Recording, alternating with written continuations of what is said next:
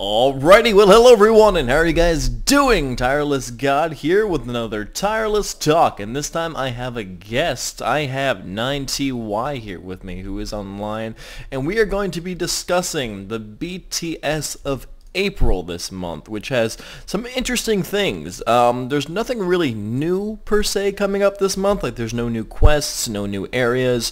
I mean, no new in-game items. I mean, there's that dungeoneering stuff, but I mean, that's a whole different thing. But for the most part, it just updates to different aspects of the game. And Mr. 9TY, would you like to introduce yourself?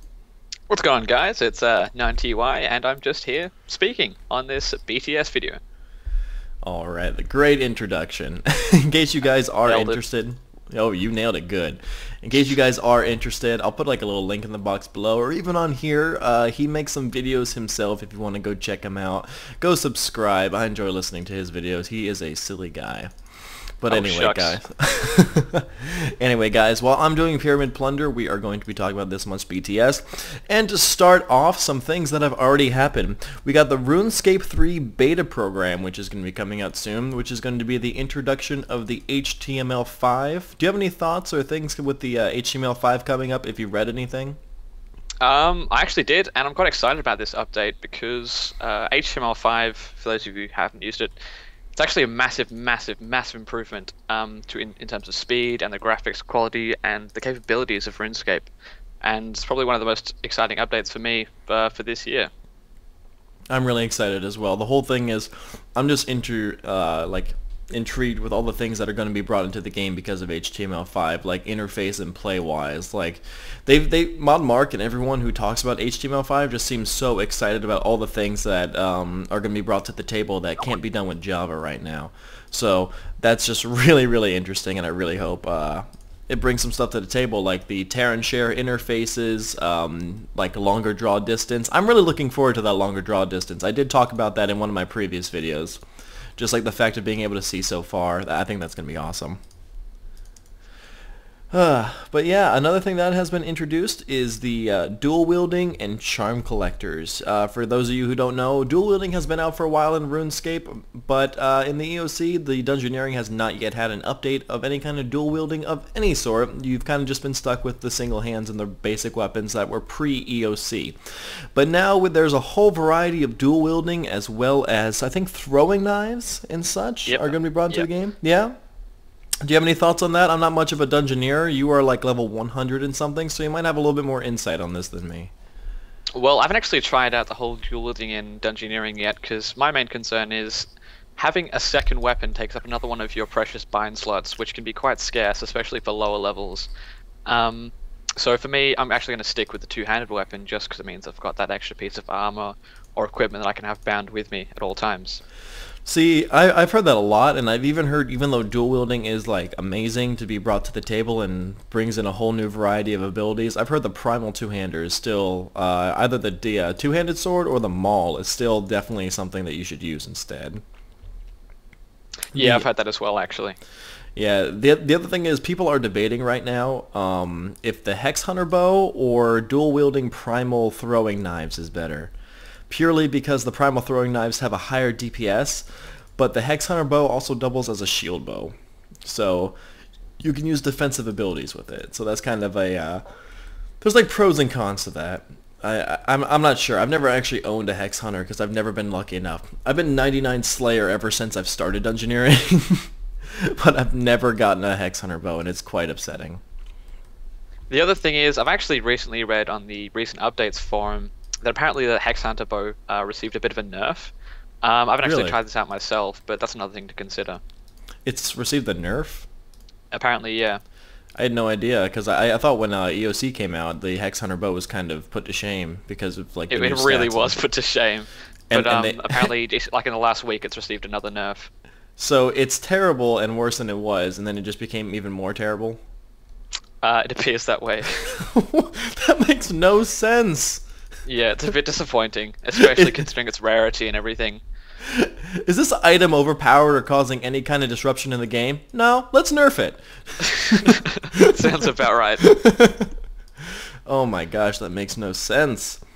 I knew more about this situation. Maybe there is something to it that I'm missing. But I think it's worth testing out the Hex Hunter bow because I'm actually not sure where it's at the moment, given that it's been through all these changes and stuff. oh my gosh, the whole Hex Hunter bow thing. Like I enjoyed that. Like if you're fighting someone with like mage style and everything, like it did more damage against them, which is definitely something that was very beneficial pre-EOC. But then the post-EOC just did not make any difference because of abilities. So that's sad. But yeah, I'm not a huge dungeoneering person. I'm only level 92. I try to go as much as I can, but I'm just not a fan of it. So we got coming up next, we have a update to Castle Wars and the Duel Arena. Basically, graphical updates. They're going to be adding like an altar to Castle Wars, and they're going to be doing different things. They're going to be changing the ticket system, which is a really, really big thing because this is going to be the change of Castle Wars in the ways of trimmed completionist cape, which is a huge topic right now. Because basically, you are no longer going to have to put in the hours needed for like 5,000 Castle Wars games as it was before. There's going to be a new requirement. They haven't exactly specified what it is, or maybe they have, I just missed it. But you no longer need to put in 5,000 Castle War games. It's going to be, I think they said a purchase of like armors. Maybe you just need to buy all the armors or something. But the way to purchase those new armors is you are going to have a new kind of ticket system. If you win the game, you get golden tickets. If you lose the game, you get silver tickets. And what golden tickets are for the armor pieces and cosmetics. And the silver pieces are for consumables. So what are your thoughts on this whole subject? 90Y?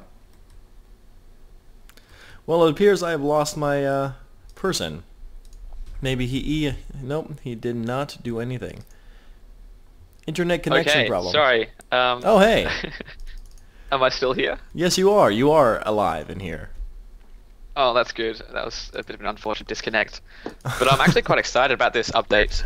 Primarily, I'm looking forward to the graphical updates. I mean, if you've seen from the teaser images, it looks like a really, really awesome place to do battle with your enemies.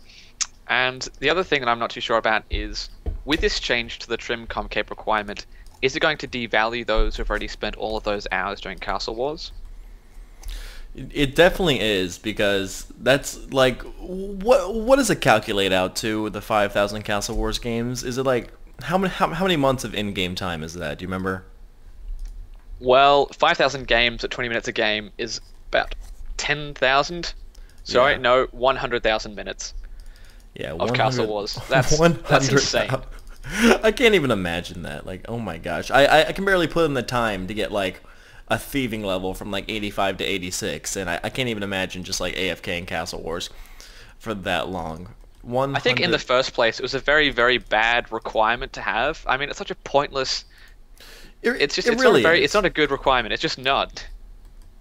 It really does make no sense that they added it on there, but I mean, the fact of the trim completionist cape was the whole fact that you have everything done in the game.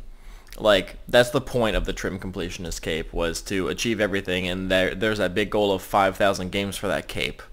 The 5,000 game cape. If you'd done everything in game but hadn't played 5,000 games of Castle Wars, would you think that you haven't done everything in game? Yeah. I mean, I wouldn't feel like I've missed out on anything. Yeah, definitely. I can definitely see what they're getting at from like that point of view and everything. Like, you wouldn't be missing out on any game content or anything. You just wouldn't have a cape that says I've played 5,000 Castle Wars games. Exactly. I mean, I don't know. Just seeing trim completionists in that 5,000 Castle Wars games, I really don't understand it. I remember someone on Reddit was like, "Hey guys, I'm going for my trim comp and I'm trying to think of new TV shows." And they had like all these TV shows listed. Like, there were like 15 TV shows, and they went through like every season. And he's like, I need more TV shows to watch while I'm doing this. And I'm just like, holy crap. Like, I can't even imagine. Like, I've gotten through like 6 seasons of Doctor Who, and that's gotten me to like 99 woodcutting, almost 99 fletching. I can't even imagine getting through like 15 different complete television episodes. That is totally beyond me. That is crazy, but we can move on from that. That's kind of obvious. It's definitely going to devalue the meaning of the trim completionist cape. I'm not sure how upset the guys with 5,000 Castle Wars games are. Maybe they'll do something special for them. Like, I feel like when 99 rune crafters had that before RuneSpan came out, I really felt like those people should have gotten something to like commemorate them. I know the guy who got 200 million rune crafting is immortalized in RuneSpan, but beside that, like I felt really bad for everyone else with 99 rune crafting. I feel like people with do you think they'll have like a super trimmed completionist cape? That just sounds ridiculous. But super trimmed. It would kind of be fair. I mean, after all of those hours of Castle Wars, I'd feel a bit ripped off if it was just totally valued like that. I don't know, but knowing Jagex, I don't know if they're actually going to put something into the game to help value those people who did put in all the hours and stuff. I think it's very unlikely that they will. Very unlikely. I mean, what they could do is they could have the Trim Completionist cape, but they'll like keepsake their 5,000 Castle Wars cape over it. Oh no. Just no. Oh man. Okay, so what's coming up next? Also, the whole graphical updates and stuff. I'm kind of looking forward to that. Oh, and a cool thing I found out, the Duel Arena, to help prevent, you know, like, I'm not sure if you've ever been a staker in your life, but to help prevent all the people that are like, you can't enter the Duel Arena at this time, it's full, duels are going to become instanced. So I've never been a massive staker, but I think that's a very, very helpful update. I mean, Duel Arenas being full is just not helpful. Yeah, it's definitely a really good thing to bring up.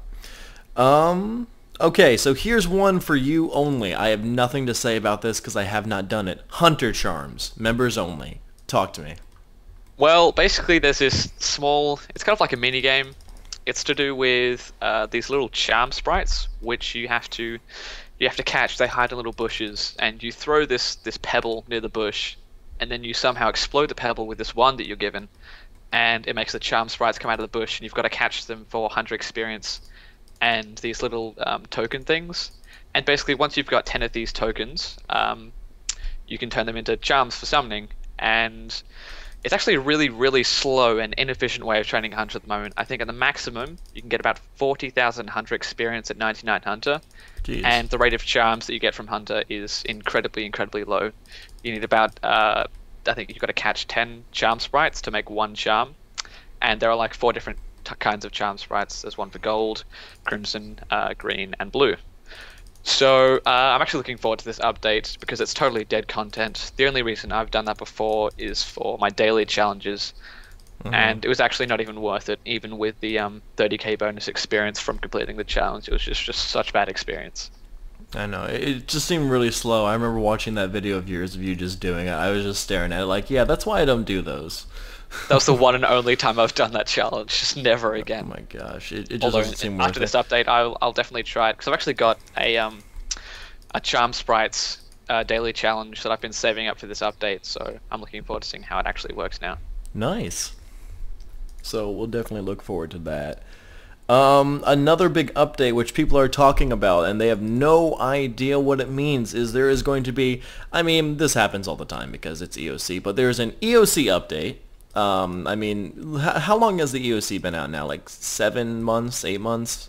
Yep, something like that. And they're still like bringing in like huge updates like this. Like, oh man, they really needed to work all of this stuff out just a little bit better.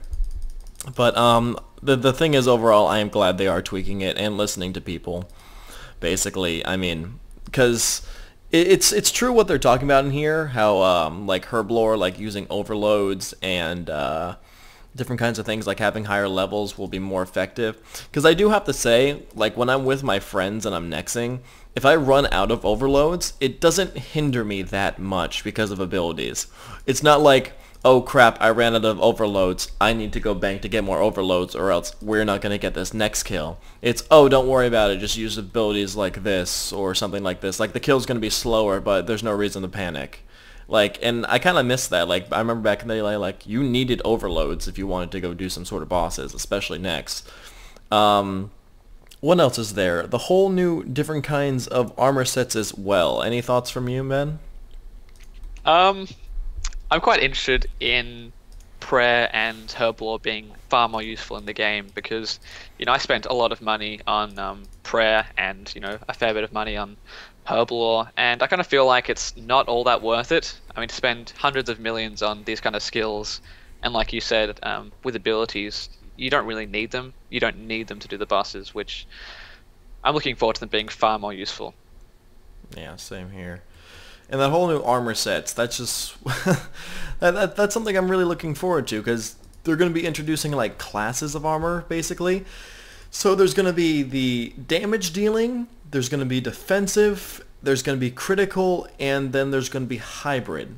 So basically things that do more damage, things that make you cause like a higher critical chance, which I don't know why. I feel like doing more damage overall is better than having higher critical. There's going to be defensive armors, which I'm assuming is going to be things like Tetsu. And I'm thinking, because Torva has always kind of been an offensive defensive as it is right now, because it's pretty high defense and also gives you an offensive bonus, I think that's going to be one of the hybrid armors. What are your thoughts on the armor set coming in? I'm looking forward to having some more variety in the armors, because at the moment it's pretty monotonous in terms of the armors. The only one that sort of stands out massively is the Void, which is it's only level 40 here at the moment, and it's still worth using, but I'm looking forward to seeing different variations for higher level tiers of this armor. I've always found that funny. Like, of all armors to stand out once EOC came out, Void is like the one that stands among them all. Regardless of your level, like, everyone uses Void nowadays. Like, yeah, exactly. like the top people, like for QBD, if you're doing that, which you are, I mean, a lot of people use Void instead of like Torva. I mean, I think if you use full Torva, you have like better like DPS and stuff. But for the most part, if you don't have Torva and you're trying to do like PVM solos or trying to just get like the most damage out, a lot of people turn to Void, and I just thought that was kind of crazy, because it's basically carried its effect over from pre-EOC to now, which is pretty interesting. But I find it funny that, like, what'd you say, it's like level 70 armor? For the Void? Yeah. That's only level 40, I believe. 40, yeah, so like level 40 armor is like some of like the most desirable in game right now, which is pretty hilarious. I mean, they introduced some sort of variation in the armors when they added a damage bonus to the God Wars Dungeon armors and the next sets, but it wasn't like a massive, substantial difference of change. It really and wasn't. On what you were saying before about the hybrid armors, I'm looking forward to seeing potentially armors for possibly mage and range, or mage and melee or something like that. I'm not sure if they're going to come up with those combinations, but if they did, I think that'd be quite an interesting thing. You mean like cross style? Exactly, yeah. That'd be kind of interesting. I mean, that'd actually be really cool to have something like that in the game, like cross style and everything. I like that. We'll definitely have to look forward to that and see what they mean. If they mean hybrid, defensive, offensive, critical, or if they mean actual styles. Oh, That's sorry, we actually just cool. totally cut off there. Am I still with you? Yes, you are. Okay, this is becoming a bit of a pain. It's all good, man. No worries. Alrighty. And then moving on to the next thing, probably one of the biggest updates this month, which everyone is going to be extremely excited about, is private God Wars dungeons. Basically, making God Wars instanced. And not only that, but there is going to be the introduction of like hard mode, challenge mode, something like that, where you can take on these bosses, but basically in a harder mode. Like, they're really easy now. I've been at Armadillo, and I've sat at Armadillo for like 500 kill count before. And they're apparently going to be bringing in the harder bosses that you have fought. If you guys did the World Wakes, it's going to be basically variations of them, because there was different special attacks they used during the quest, so they're going to be bringing them into the God Wars dungeon.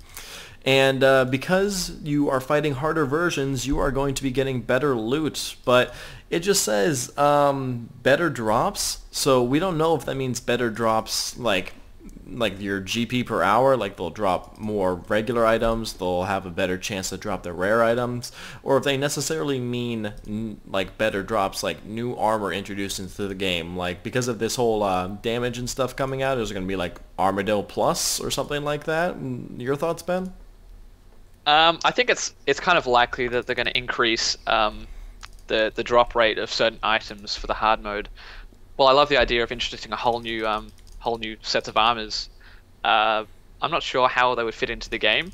I mean, the God Wars dungeon bosses, they already dropped their specific sets of armors, and I guess it might end up being similar to the superior ports armor. There might be like a superior armadillo or bandos, like you said. That'd be interesting. Yeah, I'm not sure how it's going to work. I'm really looking forward to seeing how it does work, though. And with the instances, the only thing I'm kind of concerned about is it might cause a lot of the God Wars dungeon armors to drop. I mean, at the moment, it's limited to how many can actually come into the game at one time, because there are only a limited number of worlds you can play on. But basically, having instance means there are an unlimited number of places where you can kill these bosses, and there might be a massive influx of these armors coming into the game. But we'll have to see what happens, I guess. That is true. One thing that I heard from Smokey, which I actually thought was kind of interesting, is to have like these instance worlds, a NPC basically quote unquote sets it up, and it's for a small fee. Now EOC, I'm wondering what they mean by small fee, because a small fee in EOC, for someone like me would be like a few $100K. Now, I feel like they should definitely have it be like 100 plus K, because like that basically gets money out of the game, which is going to help. And like I've been on trips before, like I was on a 280 kill count at Zammy once, and I got nothing. Like I think I left there with like 400K in like regular items. So like if they have a way to like maybe they'll lower the drop rate because it can be instanced, but at the same time have that money coming out of the game, I think that'd be a pretty decent way to kind of balance out everything that's going on. Yeah, I That's agree. I just mean, to me. reduce the inflation in RuneScape, it's kind of a difficult thing to do, but any way that they can would be very helpful to the RuneScape economy. I don't know. It's definitely going to be interesting when it first happens, because I mean, Nex armors like altogether have been dropping. I know a lot of my rich friends have been just buying up and gobbling these Nex armors that have been dropping in hopes that when this whole new like armor system comes out and everything, they shoot back up, because people are just panic selling because of this instance world. But yeah, anything related to the God Wars right now, they are just leaving the game, and everyone is just panic selling right now. So I'm kind of interested in how many armors this is actually going to bring into the game overall. But nonetheless, I am excited, because trying to find worlds has always been a hassle. Or if you do find a world, there's always like a team or something that comes in there, or some guy with better armor that like trolls you. And I was not a fan of that. But finally, we are going to be able to do our own God Wars in peace, if we are able to. And finally, we got, XP additions. I remember this. So basically there are a bunch of things in game that you do that give you absolutely no experience. Like if you pick flax, put a herb into a vial, and you are jamming out over there, aren't you? Sorry, I just got a call. I'll turn that on silent now. And like different things like grinding mud runes and stuff like that. So you basically get no experience for this, but they are going to be implementing a little system where you get little bits of experience. I'm thinking in the same ways of like cleaning herbs, like grimies and stuff, like 5-7K, depending on like the level you would need it for, basically. So stuff like that. But the biggest thing that comes to my mind is there is the flash powder factory, where you get that suit of armor that basically gives you experience for making unfinished files, and that pretty much devalues that whole process. And what do you think about all this, all the additions? I've actually purchased the factory armor set, which took me hours to get. A lot of grinding, a really bad activity. So I think they've got to add some sort of bonus to the set. They can't just devalue it completely. I think it'll just be really, really bad of them. So I'm thinking maybe it'll be like an increased level of experience that you get from cleaning the herbs. For example, I think you get the same amount of experience from making unfinished potions as you would from cleaning the herbs. So they might double that experience, or add some sort of bonus to it. But I don't think they'll leave us completely in the dark and just not give us anything. That would just be terrible if they just left you in the dark with that. Like, honestly, I would feel so ripped off. That's like the whole purpose of doing the flash powder factory, is to like get that armor set, because a lot of people make unfinished potions to make money and stuff. So if you can get experience making money, like, heck yeah. Yeah, exactly. I mean, I knew for like the longest time cleaning herbs made you money. Like, you just got an inventory, clicked around really, really fast, and then you made money. But yeah, so this is basically going to do that. I hope, like we're saying, it doesn't devalue the flash powder armor, because people take so long trying to get that. I think as is, there aren't a lot of people who have that armor set, so they won't be upsetting a massive amount of players. But still, I mean, they don't upset any players like that. Mm-hmm. So out of the entire month of all the things we've gone over, what are you looking forward to the most? I think personally, it's got to be the God Wars dungeons. I think I'm really looking forward to seeing what these hard modes are and what these increased or these better drops are going to be. The other thing possibly being the Castle Wars update, because I've always loved Castle Wars. Ever since I started playing RuneScape, it's been one of my like massive loves of the game. And yeah, what about you? I have to say the biggest thing for me is the upgrade to prayers and potion effects. Mostly because ever since getting my dry gores, I've just been like, I love PVM! Like, I can kill everything! Like, I know what you mean. That's basically how I've been, so like my PVM life has basically been Aladdin and it's a whole new world, and I'm so excited on expanding that, seeing what kind of new things, like will it make next easier, will they have to balance out, you know, because like next right now, doing like a trio, it's just like, yeah, we'll sit here and camp this. Like God Wars, like later on, like before EOC came out, how you could sit there with like 3 people and stay there for a long time. Next has pretty much become that. So if they are increasing all the like the DPS and like everything, we're gonna have to see how that plays out. But I'm just interested as to like what effects they bring into the game. Something I'd like is if they don't necessarily change the DPS, but just like they changed the armor systems to be an exponential curve, I think it'd be awesome if they have like the DPS to be an exponential curve as well, instead of just going by like your level times something equals how much damage you do. I would love it to be like your level 99, it's like really a lot better than being level 90. Even though they're really close to each other, it's like exponentially better. So I don't know, we'll have to see with like the advancements that come out with this and like what exactly they mean. But yeah, that pretty much sums up the BTS this month. Thanks again, everyone, and thank you, Ben, for tuning in and chatting with me. No worries. Alrighty, and yeah, I hope you guys enjoyed this video. Be sure to check out Ben's channel if you are interested. He has some good content on there, and he makes some sexy graphics. Oh, thank you. Oh, you're very welcome. So, you guys have a wonderful day, and I will talk to you later.